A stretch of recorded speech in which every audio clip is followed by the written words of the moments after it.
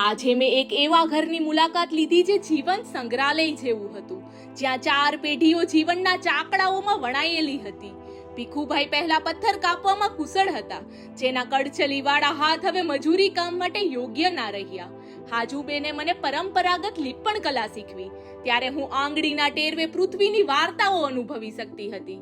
માજીએ મને માટી જ જીવન છે ને માટીમાં જ મળી જવાનું છે ની ફિલોસોફી સમજાવતા ચૂલા પર પ્રેમથી ચા બનાવી.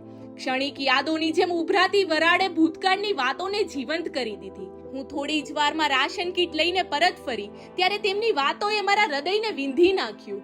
માત્ર 2000 રૂપિયાના વૃદ્ધ પેન્શન પર જીવનને ટકાવી રાખવું તો અઘરું છે જ, પણ દીકરાનું ઘર છોડીને જતું રહેવું, તે પીડા પચાવી પાડવી વધારે અઘરી છે. મેં માજીના હાથમાં થોડા રૂપિયા આપ્યા ત્યારે તેમણે કહ્યું કે ઇસ પાક ઓર નેક કામ કરને કે લીએ ખુદા કી રહેમત હંમેશા આપ પર બરસતી રહે.